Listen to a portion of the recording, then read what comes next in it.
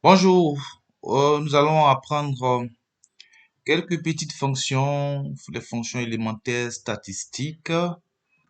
Voilà, à partir de petits exemples. Petits exemples.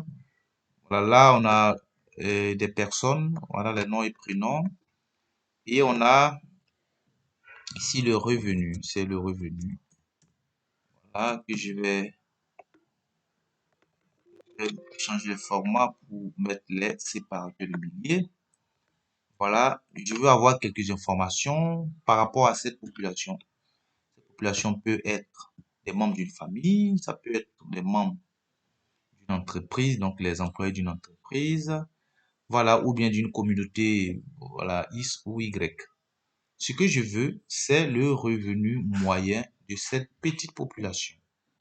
Pour calculer le revenu moyen, on utilise une fonction qui porte le nom, qui est la fonction moyenne, simplement. Vous écrivez égal à moyenne.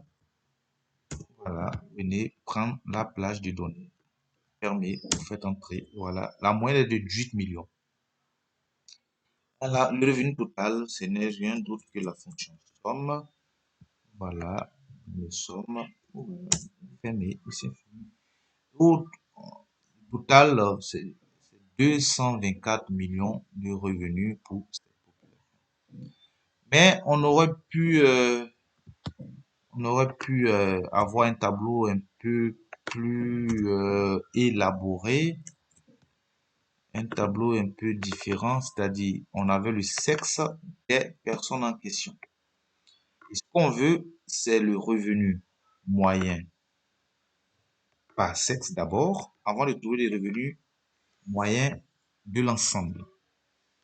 Donc, nous allons calculer la moyenne, mais selon une condition. Et la condition est sur le sexe. Donc, on va utiliser la fonction moyenne point si, ou bien la fonction moyenne point si ensemble. On va choisir une des fonctions. La différence entre moyenne si et moyenne si ensemble, je vais écrire que vous voyez. Voilà, et la moyenne si ensemble. Quelle est la différence? Ensemble, je dis ensemble de conditions. Donc, une condition, on peut utiliser celle-là, mais on peut aussi utiliser la deuxième. Si on dit deux conditions, alors on ne peut plus utiliser la première, on est obligé d'utiliser la deuxième. Maintenant, il y a une autre différence de structure dans l'organisation des arguments de la fonction. Pour la fonction somme si, quand je double-clique, vous allez voir, il commence par, il met ici range, critères, criteria, et average range. Donc, ça, la dernière plage, c'est la plage qui contient les valeurs pour lesquelles on veut la moyenne. Et on termine par ça. On va revenir un peu sur la deuxième. Cette fois-ci, plage moyenne. Il commence par la plage pour laquelle on veut les moyennes. Ensuite, il va aligner les critères. Donc, c'est juste cette petite différence dans l'organisation des arguments de la fonction. Bon, les deux fonctions ont le même rôle, seulement il y a une qui peut plus que l'autre. La fonction si ensemble, puisqu'elle résout plusieurs ensembles de conditions, alors elle est plus puissante. Mais elle peut aussi résoudre une condition. Je conseillerais aux gens qui apprennent d'apprendre simplement la fonction si ensemble. Parce que si on la connaît, on peut résoudre toutes les fonctions de cette nature. En fait, tous les problèmes de cette nature.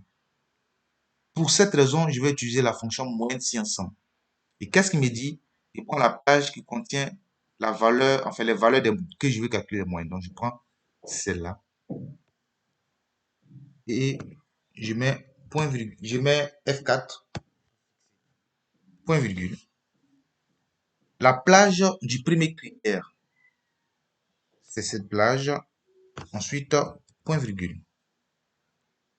Il dit maintenant quel est le critère. Le critère, c'est le sexe. Normalement, je dois cliquer ici. Je n'ai pas accès. Je clique en haut. Je fais direction vers le bas. Voilà. Je fais entrer. Aspirateur immédiat. Voilà. Et je tire vers le bas. Maintenant, pour la moyenne générale, là, je fais moyenne simplement. Moyenne. simplement. Voilà. Le revenu total, je peux faire somme si ensemble. Pareil, la plage qui contient la somme, je fixe point virgule, la plage de la condition, point virgule, et je viens cliquer ici. Je ferme la parenthèse, je fais entrer. Je vais reproduire la mise en forme. Je tire. Et pour le total, je fais la somme classique que nous connaissons. Voilà, et c'est bon.